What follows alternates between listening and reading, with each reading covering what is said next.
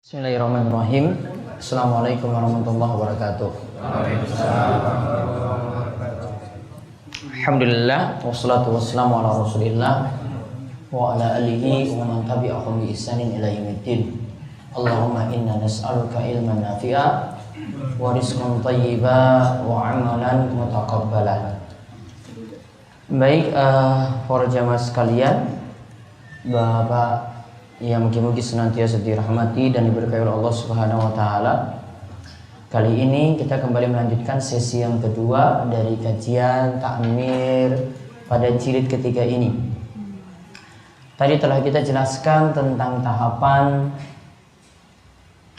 pensyariatan puasa sejak awal-awal Islam, yang awalnya puasa yang diwajibkan yang pertama ya, puasa yang wajib, puasa apa? Asyura. Kemudian turun surat Al-Baqarah 183 seterusnya yang wajib puasa Ramadan. Berarti beralih yang kedua, puasa Ramadan wajib. Namun ketika itu punya pilihan. Apa pilihannya? Boleh puasa, boleh fidyah. Beralih yang ketiga, Al-Baqarah 185 baru tegaskan, faman syahida minkumus syahra falyasum. Siapa menyaksikan awal bulan, maka hendaklah dia itu berpuasa. Tinggal satu kewajiban. Kalau mampu, berarti kewajibannya adalah puasa. Kalau mampu, kewajibannya itu adalah puasa. Baru lagi tambah yang keempat tentang puasa di awal-awal juga tidak disyariatkan makan sahur. Setelah tidur malam baru dihitung saat itu sampai tenggelam matahari waktu maghrib sudah mulai puasa.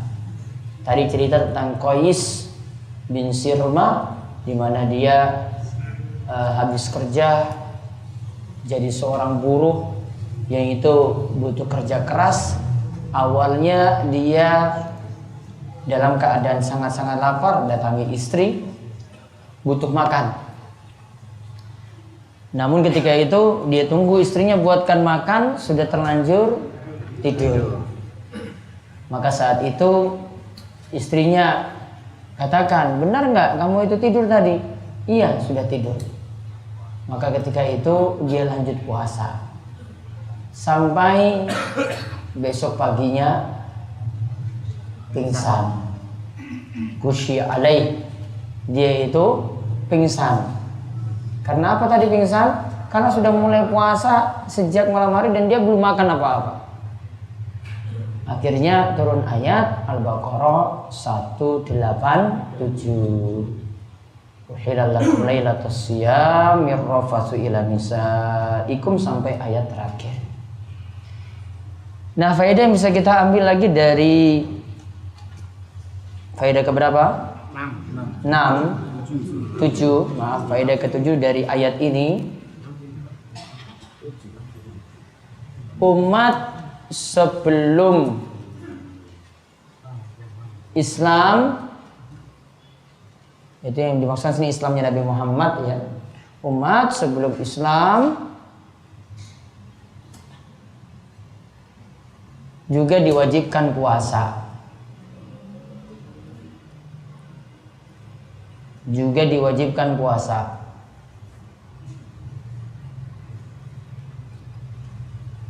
Namun nanti pensyariatannya beda-beda Bapak sekalian. Tata caranya beda. Nabi SAW katakan, faslun ma baina siyamina wa siyami ahli kitab aklatus sehat. Perbedaan antara puasa orang muslim dengan puasanya ahli kitab, bedanya pada makan sahur. Orang muslim ada pensyariatan makan sahur, non muslim ahli kitab tidak.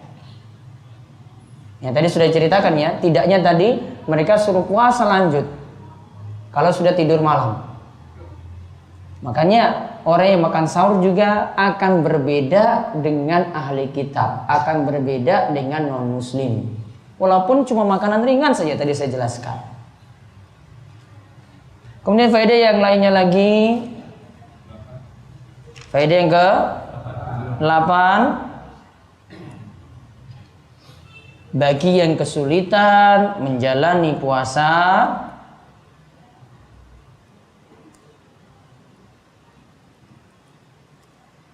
maka boleh tidak puasa.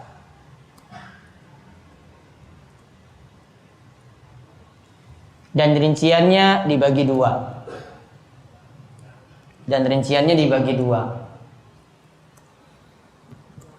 Bagi yang tidak bisa puasa terus-menerus, bagi yang tidak bisa puasa terus-menerus, artinya secara permanen ya, ini sakit, dokter vonis tidak bisa sembuh, dan dia dari penyakitnya ini tidak bisa puasa terus. Walaupun dia dari sisi sholat masih bisa sholat, kesadaran masih tetap ada. Maka lanjut, tadi apa? Bagi yang tidak puasa terus menerus, maka gantinya adalah fidyah.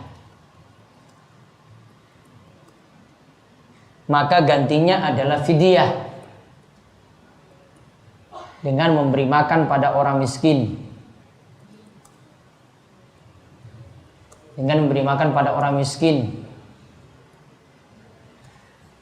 Nanti Bapak perhatikan ya, kalau disebut dalam ayat di sini makan, maknakan tekstual, nggak bisa diganti uang. Fidyah nggak bisa diganti uang.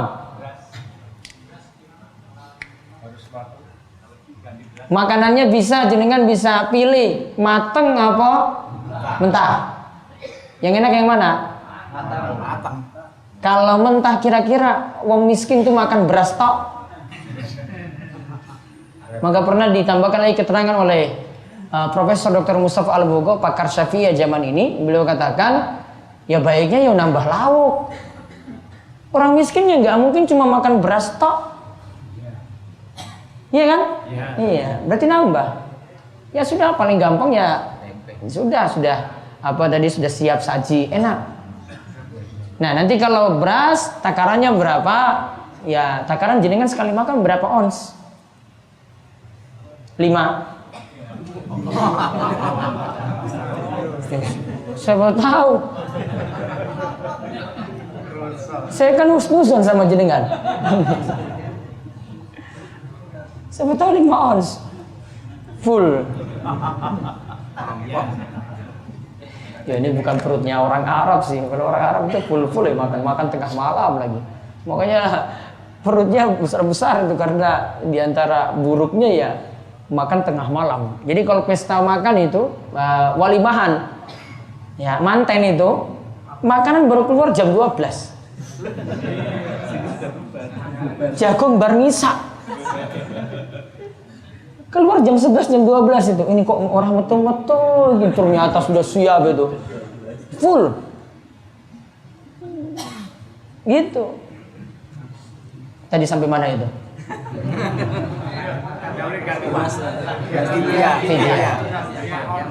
Bisa pilih beras nggih. Ya tinggal ditakar, satu kali makan berapa lah ya. Ya taruhlah kita pukul saja 5 ons gitu ya. Sudah 5 ons dikalikan 30. Berapa berarti? Setengah. 15 kilo ya. 15 kilo. Ya sudah 15 kilo dikasih. Ya tambah lauk lah. Ya, terserah mau kasih wedus ya mau silahkan. Mau pakai tempe ya sak box itu langsung ini. Ya. Mau pakai tempe bosok juga ya monggo nih pakai. Terserah. Yang penting wajar lauknya itu tadi. Jadi boleh yang matang, boleh yang mentah. Ya, itu yang pertama tadi. Dan ingat di sini, ini yang sifatnya permanen, karena kita kompromikan dalil-dalil yang ada. Kita nantinya tidak bisa pahami dalil secara tekstual saja, harus kompromi dengan dalil yang lainnya. Tadi seperti saya terangkan tadi, kita kalau perhatikan satu dalil saja itu belum cukup, mesti kompromikan dengan dalil yang lainnya. Sehingga kalau orang itu sama mengkaji Quran, nggak bisa dengan Quran saja, harus gabungkan juga dengan hadis. Jadi kan nggak dapat Al-Quran, dapatkan di hadis ada. Sama juga kalau hadis tidak bisa cukup Bukhari Muslim saja, bisa gabung lagi dengan yang ada dalam kitab Sunan Abu Daud, Tirmizi, Ibnu Majah, An-Nasai, atau dalam kitab Musnad Imam Ahmad, Musnad Al-Bazzar, dan yang lainnya. Ada, kita mesti gabung-gabungkan riwayat-riwayat. Sehingga tadi dipaknakan seperti itu. Itu tadi kesimpulan. Jadi kalau untuk yang pertama tidak bisa berpuasa terus-menerus. Bisa jadi tiang sepuh. Bisa jadi orang yang sakit terus-menerus. Masih 30 tahun namun dokter sudah vonis, kamu tidak bisa puasa lagi, nggak kuat kamu. Ya sudah, berarti gantinya apa? Fidyah. Nah sekarang yang kedua, untuk yang tidak bisa berpuasa, yang kedua tidak bisa berpuasa hanya sementara waktu.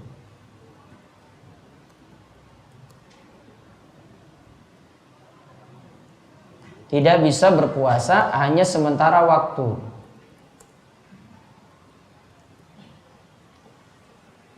Maka sebagai gantinya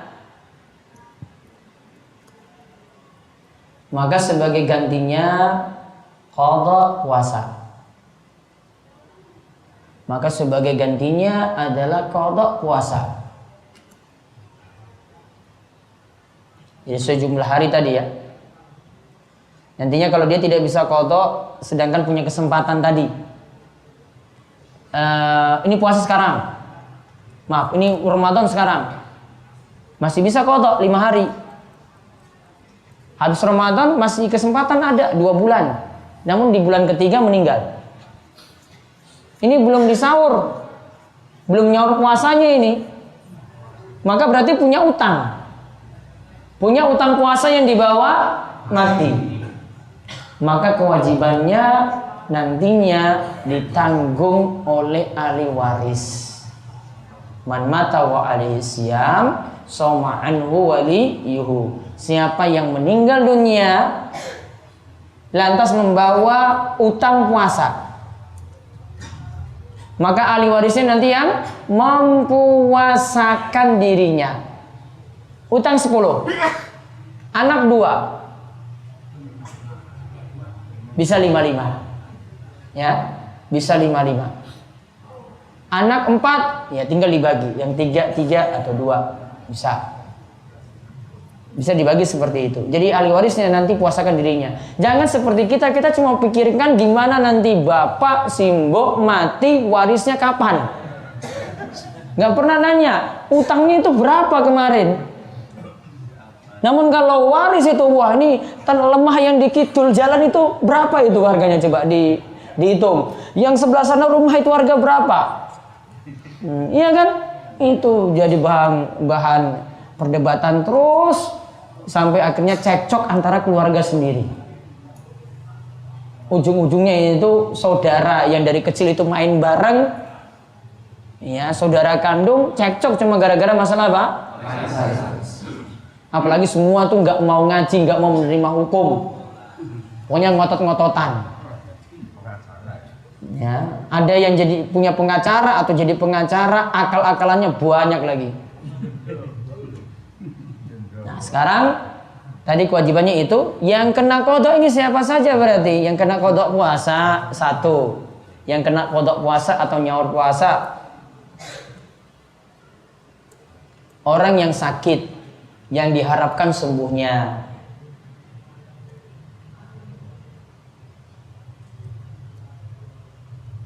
2, musafir. Musafir itu sepanjang tahun dia musafir.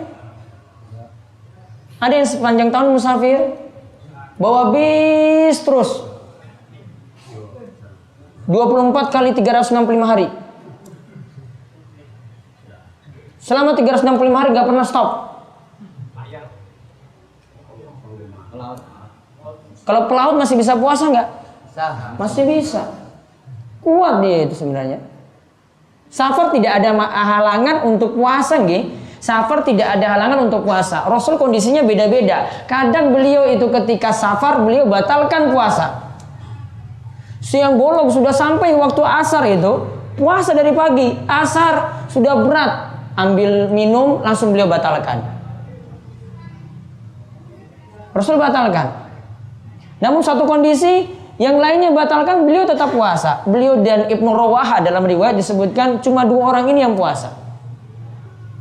Kondisinya beda-beda. Kadang Rasul juga sampai mencela orang yang tetap puasa. Karena ini aslinya harus batalkan, namun kau tetap ngotot saja tetap puasa. Sampai Rasul katakan ulaikal usah, ulaikal usah, ulaikal usah. Mereka itu orang yang durhaka, mereka itu orang yang durhaka, mereka orang yang durhaka. Karena terlalu paksakan diri untuk puasa. Jadi kondisinya beda-beda. Kalau safarnya berat, ya batalkan. Berat bagaimana? Oh, dari Gunung Kidul mau kunjungi sedulur yang ada di Sumatera. Harus pulang Ramadan ini. Oh, perjalanan numpak bis. Kenapa nggak naik pesawat? Ya nggak ada duit. Ya sudah, di jalan perjalanan 4 hari 4 malam misalnya, sampai ke ini nggak bisa dia puasa, berat, tambah mabuk jalan lagi. Ya, maka sudah dia batalkan. Nanti nyaur nanti setelah Ramadan. Kemudian yang ketiga juga saya tambahkan di sini karena penting. Yang tadi ditanyakan, wanita hamil dan menyusui.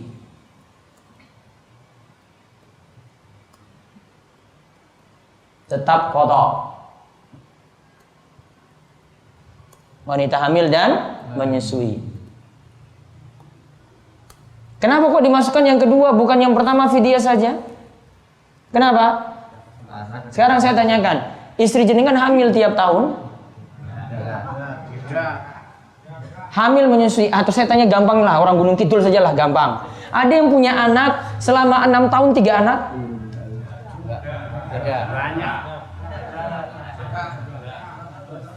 Hamil menyusui 6 tahun ada? Ada. Ada bukan berarti banyak kan?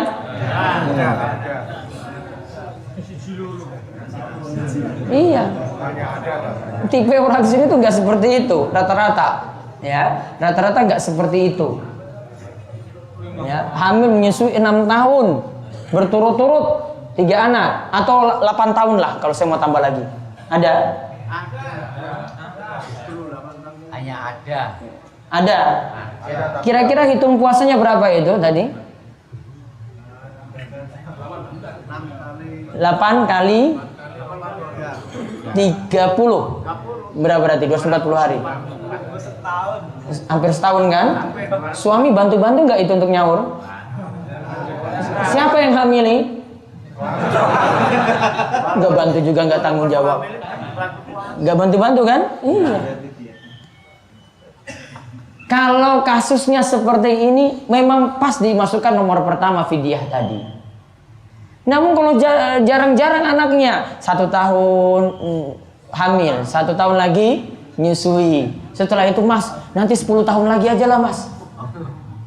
Tunggu anak kita besar, besarnya sampai SMP. SMP 7 tahun berarti nanti. Lama kan? Lama. Nganggurnya berapa tahun berarti? 7 tahun. Bisa nggak nyaur tadi? Kalau utang puasa 2 bulan tadi, 2 kali tadi, bisa. Masih bisa. Maka saya masukkan tadi dalam nomor kedua, karena kasus yang ada anak kita itu jaraknya itu dibuat jauh. Biasanya ibu-ibu seperti itu. Betul nggih? Ya. Betul, nggak tahu anaknya Pak Nurdin berapa? Mau nambah lagi katanya suruh istrinya, ya kue lahir apa kue Pak Nurdin? Suruh lahirkan sendiri katanya. Yang anak kelima. Karena sudah, ya 4 sudah berat. Biasanya seperti itu kalau orang saat ini. Maka jarang-jarang kan, maka saya sarankan ikuti yang prosedur nomor 2. Yaitu apa? qadha atau nyaur puasa? Insya Allah bisa. Bagaimana dengan riwayat Ibnu Abbas yang mengatakan bahwasanya Ibnu Abbas cuma menetapkan cuma fidyah saja dalam riwayat yang lain? Makanya tadi saya katakan gabungkan riwayat. Riwayat yang lain menyebutkan bahwasanya Ibnu Abbas tetapkan adanya qadha, nyaur. Sehingga para ulama itu rinci jadi dua tadi. Seperti Syekh Muhammad bin Shalih Al-Utsaimin rinci jadi dua tadi. Kalau dia itu berat dan ini tidak bisa secara terus-menerus puasa, ya sudah ganti fidyah. Namun kalau seperti wanita hamil menyusui, rata-rata itu bisa nyaur. Sehingga baiknya tetap nyaur saja. Sehingga ulama Hambali dan Syafi'i nambahkan, nyaur tetap ada, qadha tetap ada, namun tambahkan fidyah juga. Kewajibannya jadi dua. Nyaur tambah fidyah, qadha tambah fidyah. Kalau mau tambah fidyah silakan. Namun kalau milih cuma qadha saja, nyaur saja sudah cukup. Nah sekarang kalau wanita haid masuk yang keberapa? Wanita haid ketika puasa pertama apa kedua? Kedua. Masukkan lagi yang nomor 3. Nomor berapa itu? Musakit, musafir. 3, 4. Nomor 4 wanita haid saat Ramadan. Gantinya nyaur. Sama halnya juga wanita setelah dia melahirkan keadaannya apa? Keluar darah nifas apa keluar darah haid? Nifas. Nifas para ulama itu misalkan dengan haid. Maka kalau haid itu nyaur, maka nifas juga nyaur sama. Karena jenengan akan bingung masalah hukum kalau tidak paham seperti ini. Nah sekarang pertanyaannya, tadi yang ditanyakan apa tadi? Pekerja tebang kayu. Nah, kerja keras terus. Saya tanya sekarang, ada waktu 1 hari nggak dia istirahat? Iya, maksudnya saya tanya, selama 365 hari 1 tahun itu, ada nggak waktu dia libur? Nah, sudah jelas kan? Berarti dia bukan sifatnya permanen kan? Iya. Berarti cocoknya nomor berapa? Fidyah atau qadha?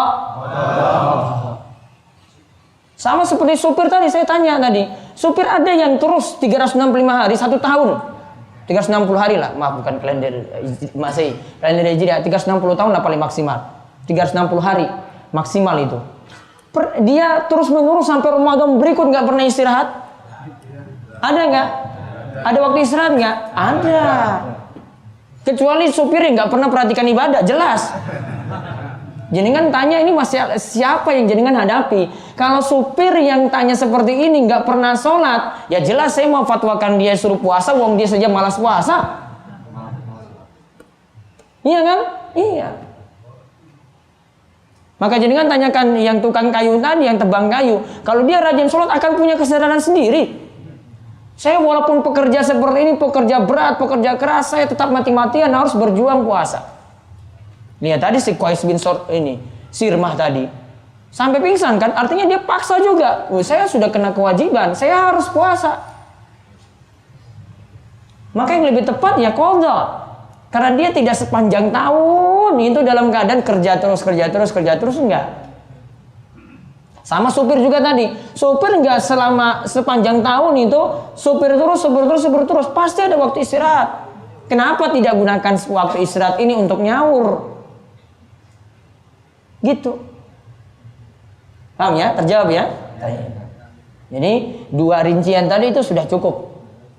Ya, 2 rincian tadi sudah cukup untuk memahamkan kapan ini fidyahnya, kapan ini qadha'nya. Namun kalau dia tidak kena kewajiban, contoh anak kecil, ada qadha enggak? Enggak. Karena dia terangkat pena dari dirinya sampai dia balik. Orang gila tadi? Enggak. Sampai dia sadar. Pikun tadi? Tidak. Sampai dia sadar, baru dia dikenakan kewajiban. Ada yang divonis hilang ingatan, maka tunggu dia ketika itu sadar dulu. Kalau sudah divonis hilang ingatan, maka Ramadan ini berarti dia tidak kena kewajiban. Tidak dikenakan kewajiban berarti tidak ada puasa, tidak ada fidyah. Nyaur tidak ada. Beda kita cuma sakit, demam, masuk rumah sakit opnam 10 hari. Keluar. Pada Ramadan sudah sehat lagi. Nyaur apa fidyah? Nyaur. Punya kewajiban nyaur.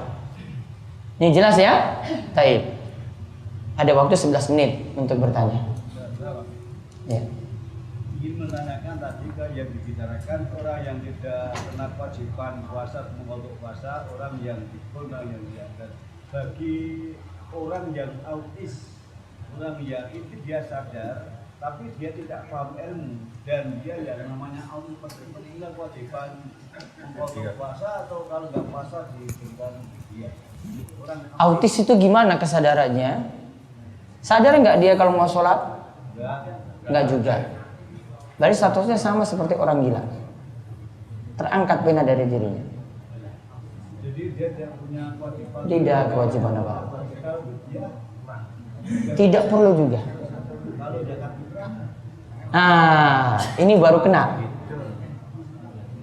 Zakat baru kena kalau dia punya harta. Sama juga ada orang gila, sugih. Mungkin nggak? Mungkin. Keluarkan zakat dari hartanya, karena yang kena zakat hartanya tadi. Bon, karena kan kaitannya dengan harta, maka hartanya yang diambil. Itu beda. Kalau sholat karena butuh kesadaran, puasa juga butuh kesadaran. Artinya sadarnya itu ada. Namun kalau zakat tidak. Beda ya ini ya. Baik, sudah. Yang tadi ya, monggo Pak. Orang tua yang punya utang. Orang tua kita punya utang. Ya, Baik. tetapi orang tua tersebut punya anak kandung dan punya anak angkat diasuh dari kecil, sehingga anak angkat tadi menganggap orang tuanya itu ya Orang tua asli gitu ya. Ya, bolehkah anak angkat tersebut ikut menyaur utangnya itu? Baik. Tadi ada anak angkat yang nyauri utangnya karena sudah menganggap ini orang tua saya seperti itu. Maka saran saya tidak. Hadisnya tekstualnya tadi, siapa yang meninggal dunia dan dia membawa utang puasa, soma anhu waliyuhu, maka ahli warisnya, para ulama yang terjemahkan ahli waris, ya, atau walinya itu yang nanti mempuasakan dirinya. Anak angkat nggak masuk. Berarti cuma anak-anak kandung. Anak kandungnya 3, ya 3 ini saja. Anak angkatnya tambah 1 lagi, anak angkat nggak usah dikasih. Dan nanti ini merembet ke masalah yang lainnya lagi. Untuk kasus anak angkat seperti itu, waris pun dia tidak dapat. Hanya bisa dapat wasiat. Namun wasiat tidak boleh lebih dari 1/3 harta. Ya, saya ulang ya, anak angkat tidak bisa dapat waris. Hanya bisa dapat wasiat. Namun wasiat tidak boleh lebih daripada 1/3. Kenapa dibatasi 1/3? Karena kalau sudah lebih daripada itu, kasihan ahli warisnya. Ahli warisnya yang susah. Kenapa pentingkan orang lain kok yang sendiri, anak kandung sendiri, ahli warisnya sendiri kok nggak dipentingkan? Makanya pernah ada seorang sahabat yang mau keluarkan lebih daripada 1/3. Rasulullah katakan bahwasanya wasulus kasir. 1/3 masih lebih banyak. Terus Rasulullah itu katakan, kalau kamu tinggalkan keluargamu dalam keadaan cukup, itu lebih baik daripada mereka ngemis-ngemis di jalanan. Jadi kita dapat ambil pelajaran juga, untuk keluarga lebih dipentingkan daripada orang jauh. Anak angkat itu masih orang jauh, bukan mahram. Pun? Baik. Nah, Pak Widodo dulu ya. Terima kasih. Yang perlu kita tanyakan tadi membayar fidyah bisa berupa beras. Kalau lauknya diganti dengan uang bisa nggak Pak? Lauknya diganti dengan uang. Sudah terpenuhi yang wajib, mau tambah uang nggak apa-apa. Ya. Jadi yang penting sudah beras, ini berasnya ini fidyahnya, uang ini suruh pilih lauk. Dia nanti milih sendiri. Beras. Simbah dulu ya.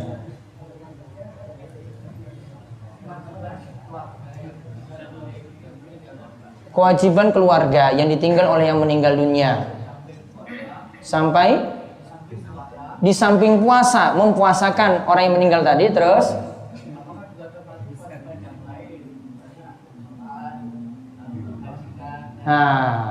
Kalau sholat tidak perlu. Mensolatkan orang yang sudah meninggal gitu ya, bayar utang sholatnya tidak perlu. Haji membadalkan ada tuntunannya, membadalkan haji ada tuntunannya. Yang lain-lainnya lagi sifatnya, kalau ada utang, terutama dalam hal utang uang, ya, utang uang baiknya ditunaikan. Jadi ingat, harta peninggalan itu untuk urutan berikut. Harta peninggalan itu disalurkan untuk urutan seperti ini. Yang pertama untuk urusan jenazah, untuk beli kain kafannya, untuk ngurus sampai dimakamkan, satu. Kemudian harta peninggalan orang mati untuk yang kedua, untuk utang. Utang sini ada dua macam. Ada utang yang kaitannya dengan manusia, ada utang yang kaitannya dengan hubungannya dengan Allah. Contoh hubungannya dengan Allah, punya utang kafaroh. Utang kafaroh sumpah, kafaroh apa, seperti itu. Atau utang fidyah tadi, masuk. Ada utang uang juga masuk. Terus setelah itu, yang ketiga, uang harta peninggalan ini disalurkan untuk wasiat.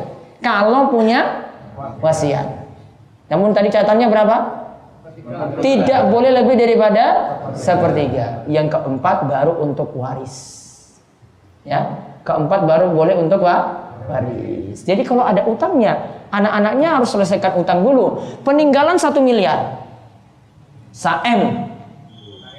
Utangnya 999 juta. Bisa berapa berarti? 1 juta. Ya sudah, 1 juta jadi waris. Namun kalau terjadi pada anak-anak saat ini, apa yang dituntut? Waris. Warisnya berapa berarti? Saem. Gak mikir orang tua punya utang tadi. Padahal orang yang punya utang tadi yang dibawa mati, padahal mampu untuk lunasinya, kata Nabi SAW. Siapa yang mati dalam keadaan bergantung dengan dalam keadaan masih punya utang, maka dia mu'allaqatun bidainihi. Dia tergantung dengan utangnya sampai utangnya itu lunas. Belum bisa diputuskan dia selamat atau sengsara loh ini. Sampai utangnya lunas. Dah? Baik. Pak Yoto. Untuk batasan balik untuk wanita setelah haid. Batasan balik untuk wanita setelah haid. Terus Ada kasus sudah umur 17 tahun belum haid. 17 tahun belum haid. Maka jadi patokan umur. Kalau tanda balik tidak didapati kalau wanita dengan datang bulan, maka nanti patokan umur. Umurnya 15 tahun. Setelah 15 tahun sudah dianggap balik. Pernah di antara para sahabat, ada sahabat kecil ini mau pergi perang bersama Rasul Shallallahu Alaihi Wasallam. Namun karena Rasul SAW lihat ini bocah cilik, umurnya berapa? 14 tahun ketika mau berangkat. 14 tahun. Rasulullah SAW suruh pulang. Nangis bocah ini. Saya mau tetap pergi perang. Coba bocah tetap mau pergi perang. Kalau zaman sekarang ini 14 tahun boro-boro mau ikut perang. Ya. Ini mau perang. 14 tahun. Kemudian ketika sudah umur 15 tahun dia mau ikut, ketika itu Rasul baru izinkan karena sudah balik. Maka standar umurnya berapa? 15. Ya. Untuk anak angkat berarti dijelaskan tidak boleh mendapatkan waris, hanya perlu mendapatkan Wasiat. Bagaimana ketika orang tua itu masih terus tidak berkeluarga si anak itu terus diberikan rumah dan sebagainya, boleh nggak? Ketika orang tua masih hidup, anak angkat ini dibikinkan rumah. Terus saat itu menjelang-jelang mau meninggal dunia ini? Enggak. Diberikan hadiah, boleh. Ya. Untuk anak angkat Pak, ini kan dianggap anak sendiri, kemudian diberikan akte kelahiran. Ini dianggap anak sendiri, diberikan akte kelahiran, diatasnamakan kita sebagai orang tua gitu. Ya, terus. Hukumnya gimana? Nggak boleh menasabkan anak yang bukan anaknya. Paham ini? Nggak boleh menasabkan anak yang bukan anaknya. Sehingga kalau itu bukan anaknya tidak boleh dipanggil bin fulan, nggak boleh. Ini sudah jadi aturan. Ya, dalam hadis sebutkan tidak boleh seorang itu mengaku yang bukan bapaknya atau bukan anaknya, tidak boleh. Apalagi diaktekan. Ya, tidak perlu. Satu dulu. Wanita yang hamil dan menyusui masih kuat berpuasa bagaimana Ustaz? Hamil dan menyusui masih kuat berpuasa, ya puasa. Nggak perlu nyaur-nyaur. Suruh puasa. Ya, masih kuat ya suruh puasa. Namun kalau nggak kuat baru, makanya diuji dulu kuat nggak. Jangan langsung malas-malasan istrinya. Ah, memeng punya, memeng aja enggak. Lihat apa dampaknya. Dia kan bisa rasakan sendiri mau nyoba. Oh ternyata nggak kuat, ya sudah nyaur. Bon, baik. Anak angkat, tapi yang mengangkat itu memang tidak punya anak yang lain, orangnya mandul, hanya satu-satunya itu. Karena nanti kalau sudah orang tua itu mati, itu hartanya itu dikemanakan? Taib. Anak angkat, kalau anak angkat, terus kalau sekarang orang tuanya mati, hartanya mau dikemanakan?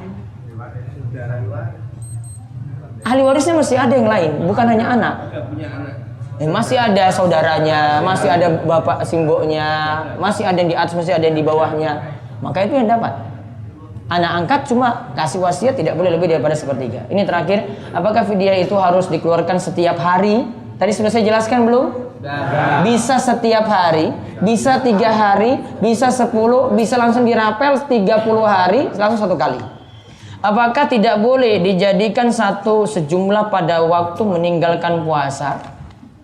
Boleh saja, maksudnya jadikan 30 hari langsung jadikan 1 gitu ya. Nah, tadi hadisnya dari Ibnu Abbas. Ibnu Abbas itu buatkan makanan, namanya itu jafna. Ada sebuah makanan namanya jafna, dia buatkan untuk makanan fidyah. Dia kumpulkan 30 orang miskin, lalu dia memberi makan kepada mereka. Ini artinya langsung 1 bulan diberikan 1 kali. Wallahu a'lam bishawab. Insyaallah kita ketemu besok pagi untuk ini. Nanti setelah ini tetap kajian di lapangan. Ya, untuk ini dimau nanti kajian di lapangan setelah ini, nggak nganggur-nganggur di sini. Ya, ke lapangan. Nanti kita ketemu lagi besok pagi jam 6. Ya, setelah mandi pagi, segar-segar dulu. Ya, segar-segar dulu. Setelah itu kumpul lagi di sini. Wallahu a'lam bishawab. Kita tutup kalian doa kafaratul majelis. Subhanakallahumma bihamdika asyhadu an la ilaha illa anta astaghfiruka wa atubu ilaik. Assalamualaikum warahmatullahi wabarakatuh.